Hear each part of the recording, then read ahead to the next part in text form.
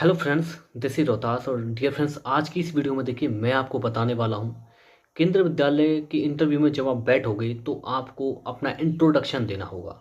तो उस इंट्रोडक्शन में आपको क्या बोलना है, कितना बोलना है, क्योंकि मेरे बहुत सारे एस्पिरेंट ऐसे हैं, केंद्रीय विद्यालय के जो एस्पिरेंट ऐसे हैं उनको ये नहीं पता कि उनको अपने इंट्रोडक्शन में एक्चुअली बोलना है क्या है, एक्चुअल में कितना बोलना है, कितनी लाइन्स आपको बोलनी है। और मैंने आपको बताया था लास्ट वीडियो में कि आपको अपना जो इंट्रोडक्शन है वो तो कम से कम आपको इंग्लिश में देना ही देना है, लेकिन इंग्लिश में जो लाइंस बोलनी है वो कौन सी लाइंस बोलनी है। तो आज इस वीडियो में मैं आपको यही बताऊंगा कि आपको कितनी लाइंस बोलनी है और कौन कौन सी लाइंस बोलनी है जो इंटरव्यू पर ज़्यादा अच्छा इंप्रेशन डालेगा। बहुत सारे बच्चे ऐसे हैं जो इतनी फ्लुएंसी के साथ इंग्लिश नहीं बोल पाएंगे, लेकिन उनके लिए मैं ज़रूर आपको कुछ लाइंस बता रहा हूँ कि आपको ये वाली लाइंस बोलनी है, ताकि आप एटलीस्ट अपना इंट्रोडक्शन जो है वो अच्छे से दे पाएँ। और आप जानते ही हैं कि first impression is the last impression. जो शुरुआत में आपको लाइंस बोलेंगे वही आपकी बेहतरीन तरीके की होनी चाहिए।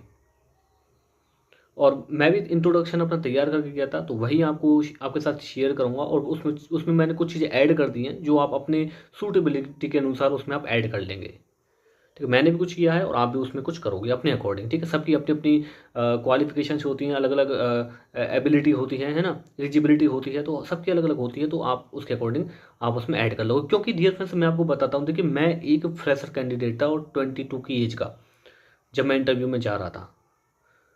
ठीक है, उस समय तो शायद 21 ही एज थी, 22 का तो बाद में हुआ। तो उस मेरी एज के अब मुझसे भी थोड़े से सीनियर बहुत सारे लोग होंगे जो पहली बार इंटरव्यू में जा रहे होंगे, और ना ही उनके पास कोई एक्सपीरियंस होगा, ना ही वो एक तरह से फ्रेशर कैंडिडेट होंगे। तो ऐसे में बहुत सारे जो क्वेश्चंस हैं वो आपके दिमाग में आ जाते हैं कि कैसे हुआ, क्या होगा, क्या हमें बोलना है। जिनके पास एक्सपीरियंस है, जिनके पास इंग्लिश स्पीकिंग स्किल्स है, कम्युनिकेशन स्किल्स है, वो ठीक है यार, वो मतलब दे देंगे अपना इंट्रोडक्शन कैसे भी करके। बट मेन जो गाइडेंस है वो उन बच्चों के लिए मैं यहाँ पे दे रहा हूँ जो बच्चे जो है कह सकते हैं कि उनको नहीं पता कि पहली बार वो बैठ रहे हैं, फ्रेशर कैंडिडेट हैं, है ना। और मैं आपको बताता हूँ डियर फ्रेंड्स, देखिए 19 साल के बच्चे भी केंद्रीय विद्यालय में पीआरटी के जॉब पर लग जाते हैं। जब आप लगोगे तो ऑटोमेटिक आप डेट ऑफ बर्थ की जो लिस्ट आएगी वो देख लेना, उसमें आपको 20 साल के बच्चे भी देखेंगे, है ना। और मैं तो देखो, मैं समझता हूँ कि मैं बहुत यंग स्टेज पे आ गया था केंद्रीय विद्यालय में, बट मुझसे भी यंगर बहुत बच्चे हैं, है ना। मुझसे भी एक एक दो दो साल और छोटे मिल जाएंगे।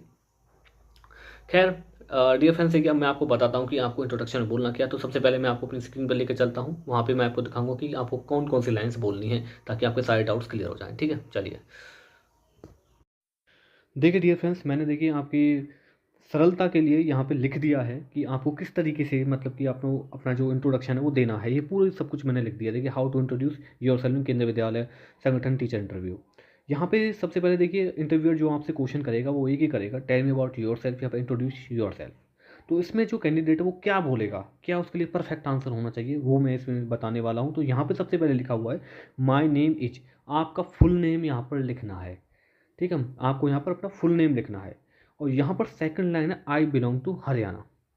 ओके, यहाँ पे आप हरियाणा बोल दीजिए बस, केवल। आपको जरूरी नहीं है कि आप डिस्ट्रिक्ट भी यहाँ मेंशन करें, क्योंकि यार जब आप हरियाणा बोलोगे ना तो इंटरव्यूअर आपसे ज़रूर ये पूछेगा कि आप हमें ये बताइए कि डिस्ट्रिक्ट कौन सा है, कौन सा डिस्ट्रिक्ट, यदि वहाँ पे कोई हरियाणा का या फिर उत्तर प्रदेश का या फिर कोई भी आसपास का हो, या है ना, वो आपसे पूछेगा कि आपका डिस्ट्रिक्ट कौन सा। तो एक क्वेश्चन कहीं ना कहीं आपने खुद से उनसे बुलवा लिया।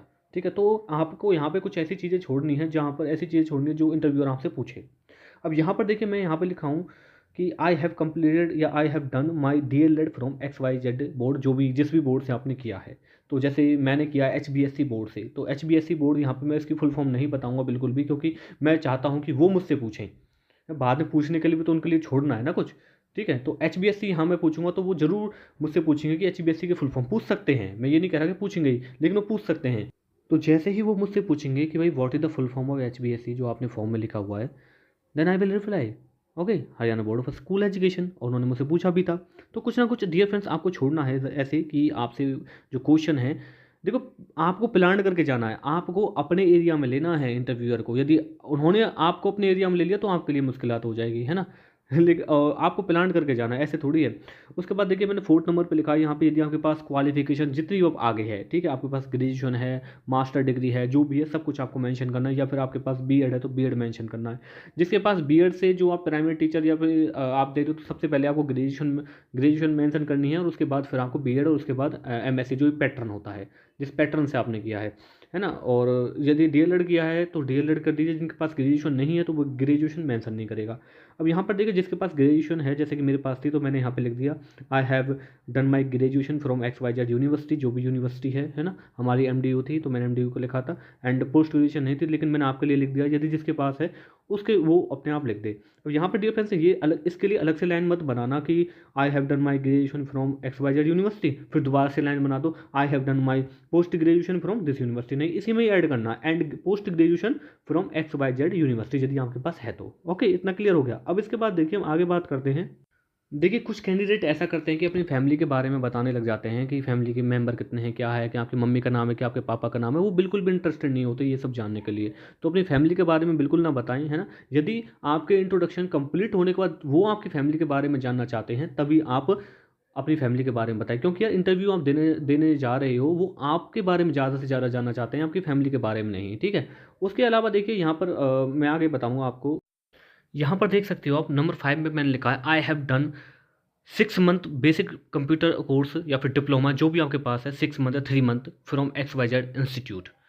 वहाँ पे इंस्टीट्यूट का नाम भी आप मेंशन कर दोगे, क्योंकि यार कंप्यूटर जो है वो बहुत ही इंपॉर्टेंट चीज़ है आपके इस इंटरव्यू के लिए, क्योंकि आपको आगे कंप्यूटर पे ही ज़्यादा काम करना पड़ेगा। मैं तो कहूँगा कि आप केंद्रीय विद्यालय में जब आ जाते हैं तो 70% या 65% आप क्लरिकल काम करते हैं, क्लर्क वाला, और उसके बाद 35% आपका टीचिंग का काम होता है। तो कहीं ना कहीं कंप्यूटर आपके लिए बहुत ज़्यादा इंपॉर्टेंट रोल निभाता है। तो यदि आपके पास कंप्यूटर आता है या कंप्यूटर का कोई सर्टिफिकेट है, तो ये एक बहुत ही ज़्यादा पॉजिटिव चीज़ होती है आपके लिए। तो अभी आपके पास टाइम है, यदि आप कोई कंप्यूटर कोर्स करना चाहते हैं या कंप्यूटर का बेसिक नॉलेज ले लीजिए, है ना। बेस यहाँ पर या यहाँ तो मैंने सर्टिफिकेट लिख दिया, तो यहाँ पे आप एक लाइन ऐड कर सकते हैं। यदि आपके पास सर्टिफिकेट भी नहीं है तो आप यहाँ पर एक लाइन ऐड कर सकते हैं, I have basic knowledge, I have good basic knowledge of computer. तो ये वाली लाइन आप ऐड कर सकते हैं, बहुत ज़्यादा अच्छा इंपैक्ट पड़ेगा। इंटरव्यू से आपसे क्वेश्चन पूछे जाएंगे, फॉर एग्जाम्पल शॉर्टकट की पूछी जाए या ऑफिस से पूछ लिया जाए, इस तरीके की चीज़ें आपसे पूछी जा सकती हैं। तो यहाँ पे आप कंप्यूटर के यदि आपके पास सर्टिफिकेट है तो प्लीज़ उसको मेंशन करना बिल्कुल मत भूलना, है ना। उसके बाद देखिए यहाँ 6 नंबर पर मैंने यहाँ लिखा है आई हैव क्वालिफाइड CTET इन, जो भी आपका CTET आपने जिस भी ईयर में आपने क्वालिफाइड किया है, तो आप यहाँ पे मेंशन कर देना। ये हो गई आपकी क्वालिफिकेशन। इसके अलावा आपके पास कोई other activities, other curriculum activities में या किसी भी स्पोर्ट्स में आपने कुछ अचीवमेंट किया, तो यहाँ पे मेंशन करना बिल्कुल भी मत भूलना, क्योंकि आपको मैक्सिमम से मैक्सिमम चीज़ यहाँ पे देनी है। लेकिन मैक्सिमम चीज़ यहाँ देने का मतलब ये नहीं है कि आप यहाँ पर कुछ ऐसी चीज़ें शो कर दो जिसके बारे में आपको नॉलेज ही ना हो। यदि ऐसी चीज़ आपने यहाँ पे शो कर दी जो आपकी जिसके बारे में आपको नॉलेज ही नहीं है, तो फिर आप वहाँ से फंस जाओगे, वहाँ से यदि यहाँ से आपसे क्वेश्चन पूछ लिया तो जो भी आप मेंशन कर रहे हो उसके बारे में आपको एक एक चीज़ पता होनी चाहिए। इसके बाद देखिए डियर फ्रेंड्स यहाँ पर लिखा हुआ है, देखिए उसके बाद मैम या sir, I always wanted to be a teacher and impart knowledge and guidance to my student. Okay, मतलब मैं हमेशा से टीचर बनना चाहता था और अपनी नॉलेज को बच्चों के साथ शेयर करना चाहता था एक तरीके से, है ना, और बच्चों को गाइड करना चाहता था। इसके अलावा देखिए आप अपनी स्ट्रेंथ के बारे में बताओगे, my strength are I am self motivated, I am hard working, और एक दो वर्ड और यूज कर सकते हो आप I am self learner. Self learner का मतलब वो हो जाता है जो खुद से चीज़ों को सीखता है ना, खुद से मेहनत करता है, खुद से चीज़ों को सीखता है, वो सेल्फ लर्नर होता है। इसके अलावा देखिए आपकी और भी जो भी चीज़ें हैं जो आप करते हैं अच्छी अच्छी से, ड्राइंग, पेंटिंग, वट एवर, जो आप इसमें इंक्लूड कर सकते हैं, ठीक है। और भी आपको ऐसी ऐसी चीज़ें बतानी है जो आपको यूनिक बना दें, है ना, यूनिक बना दें, मतलब जो किसी के पास ना हो। डियर फ्रेंड्स वहाँ पे सिलेक्शन होता नहीं, वहाँ पे सिलेक्शन छीनना पड़ता है, क्योंकि वहाँ पे एक से एक कैंडिडेट आता है। तो वहाँ पे आपको अपनी यूनिकनेस दिखानी पड़ेगी। ऐसा नहीं है कि आप वहाँ पे बिल्कुल सिंपल बन जाओ दूसरों की तरह, नहीं यार, चाहे आप फ्रेश कैंडिडेट हो फिर भी आपको वहाँ दिखाना है कि नहीं, ये जॉब तो मुझे ही मिलनी चाहिए। तो ये चीज़ें आपको वहाँ दिखानी है, ठीक है। एक और इसके अलावा आप इसमें और भी लिख सकते हो। उसके बाद यहाँ पे देखिए माई हॉबी, हॉबी में आप क्या कर सकते हो, हॉबी में आप रीडिंग बुक कर सकते हो, क्योंकि टीचर के लिए तो सबसे बेस्ट हॉबी जो होती है रीडिंग बुक हो सकती है। लेकिन उससे पहले आपको रीडिंग बुक होना चाहिए, ऐसा नहीं है, ठीक है। रीडिंग बुक आपको आना चाहिए, आपने कम से कम 10-12 बुक पढ़ी हो उससे पहले अच्छी अच्छी, और लेटेस्ट जो बुक्स हैं, ठीक है, उससे भी आपसे क्वेश्चन पूछे जा सकते हैं। या फिर आप अपनी जो आपकी जो हॉबी है, जिसकी सबकी अलग अलग हॉबी होती है, आप देखिए आप सबसे ज़्यादा काम क्या करते हैं, ठीक है। आप हॉबी में एक्सप्लोरिंग कर सकते हैं कि आपको एक्सप्लोर, आप इंडिया के अलग अलग पार्ट में यदि जाते हैं ठीक है, तो आपको उसकी नॉलेज है तो वो भी आप कर सकते हैं। यदि किसी की ये हॉबी है तो ये बहुत ऐसी चीज़ें हैं। आपकी हॉबी इस तरीके की होनी चाहिए जो बच्चों के लिए इम्पोर्टेंट हो, या बच्चों के लिए बेनिफिट रहे उससे, ठीक है।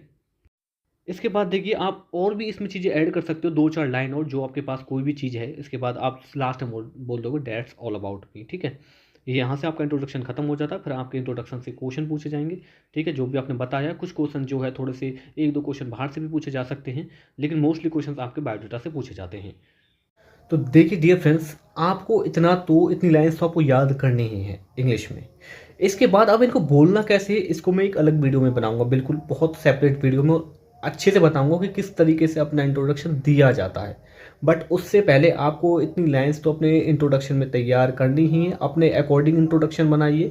और आपके साथ देखिए आप मुझे इंस्टाग्राम पे भी अपना बायोडाटा बनाकर, अपना इंट्रोडक्शन जो भी लाइन आप बोलोगे अपने अकॉर्डिंग बनाकर आप मुझे भेज सकते हैं। उसमें कुछ ऐड कराना हो या कुछ भी चीज़ ऐसी करानी हो तो उसमें मैं आपको बता दूंगा। बट उससे पहले देखिए मैं आपको गाइड, हाँ, कोई भी टीचर हो आपको गाइड कर सकता है, बस मैं आपको फिर बता रहा हूँ, इंटरव्यू के लिए केवल गाइडेंस होती है, इंटरव्यू आपको ही फेस करना है। तो उसमें अपनी तरफ से चीज़ों को ऐड करिए, है ना। आपकी जो भी क्वालिटी है, जो भी आपकी एलिजिबिलिटी है क्वालिफिकेशन से, उसको बनाकर आप एक अच्छा सा इंट्रोडक्शन बनाइए, उसको याद कर लीजिए अच्छे से। किस तरीके से प्रेजेंट करना है इंटरव्यूअर का आगे, वो मैं आपको अलग से वीडियो में बता दूंगा, ठीक है। आई होप वीडियो पसंद आई होगी। वीडियो पसंद आई हो तो लाइक जरूर कर देना, और चैनल पर नहीं हो तो सब्सक्राइब जरूर कर लेना, ठीक है फ्रेंड। चलिए bye everyone, thank you so much.